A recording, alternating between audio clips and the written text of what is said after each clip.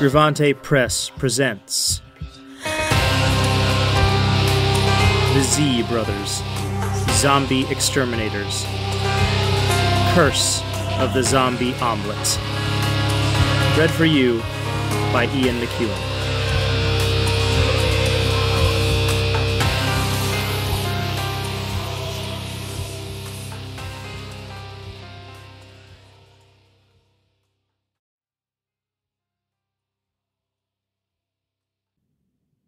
Part 1. Mr. Pembleton.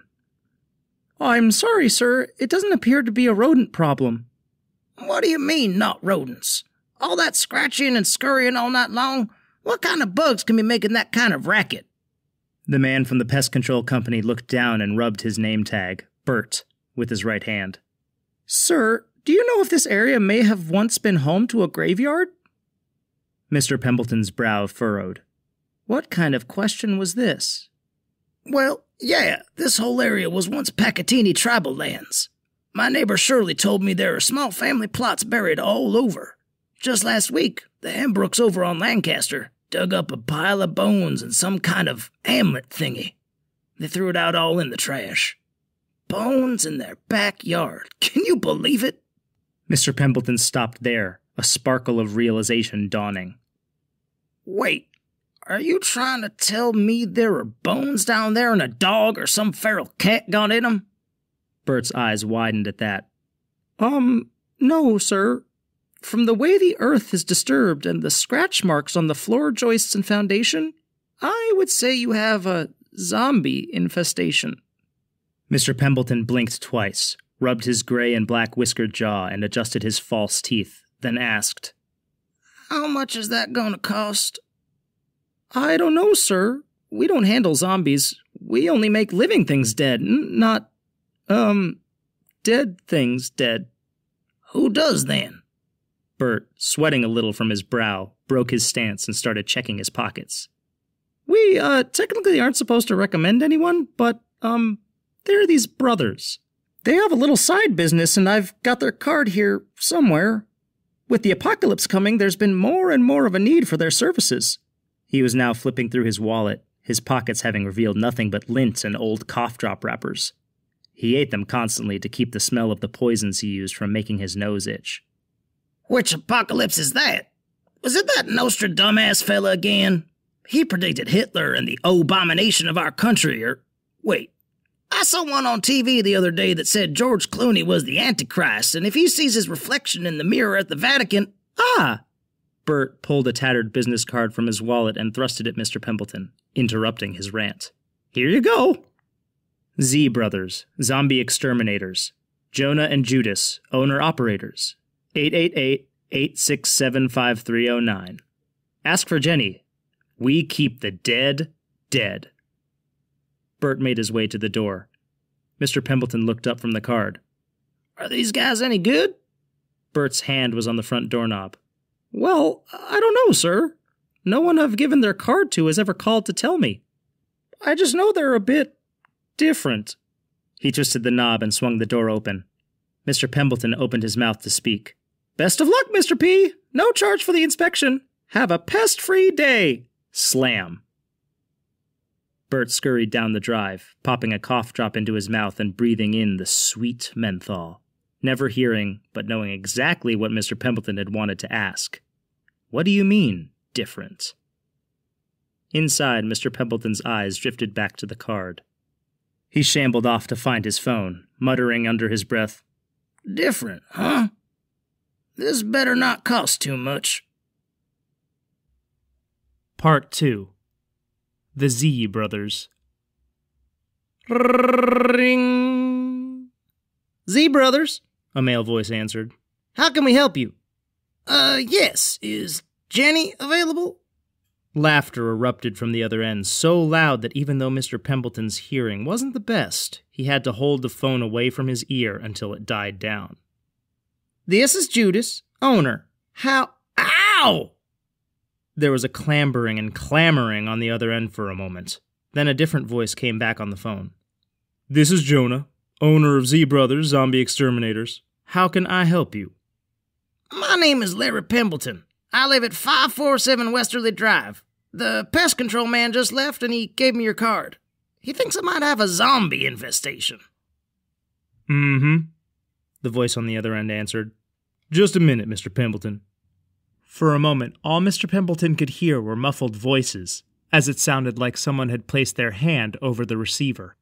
Sir, the second voice came back on the line. Okay, what else can you tell me?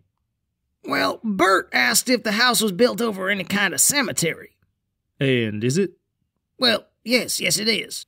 Most of this development was built over the old Pacatini Reservation for the new county dump and our fabulous gated community of Winter Oaks. Progress, you know. The Pacatinis all died off years ago. And you said, Bert from Pest Be Gone? Yeah, that's what his tag said. Mr. Pembleton was getting annoyed. Look, mister, how much is this gonna cost? Mr. Pembleton, I need you to listen really closely to me. The infestation, is it in the crawl space under your house? Why, does that cost extra? No. Look, it's almost sundown.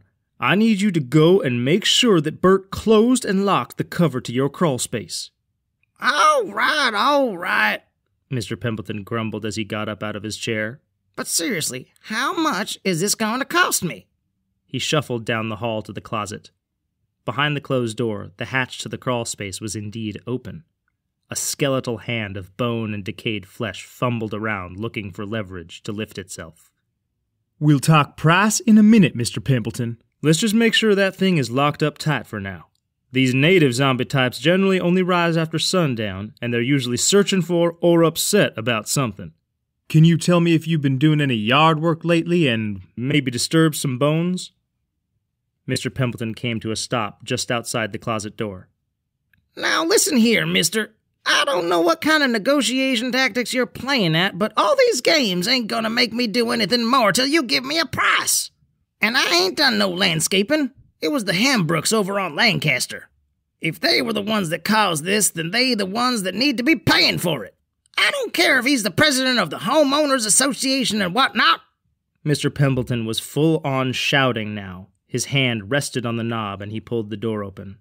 I keep my grass cut just like it says in our covenants, and if he up and disturbs some kind of zombie omelet, he's gonna pay. Zombie omelet? Mr. Pembleton fell over backwards, more in fright than from the weight of the small frame lunging onto him. The phone fell from his grasp, and his screams were soon replaced by the rending of flesh and gurgling of blood. Then, a low, guttural moan. Omelette.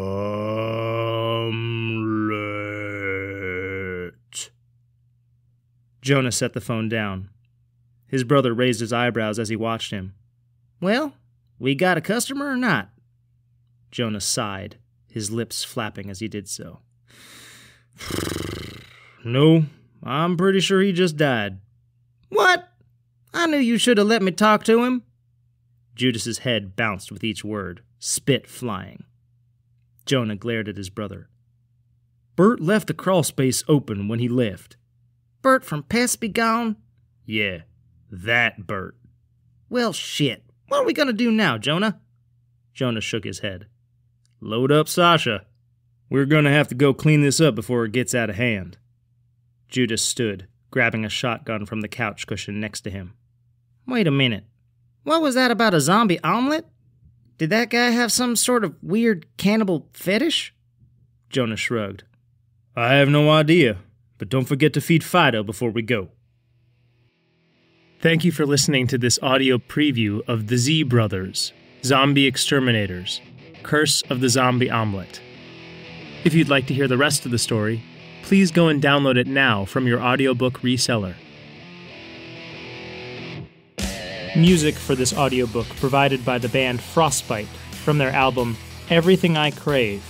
Find more at their website, www.frostbiteofficial.com.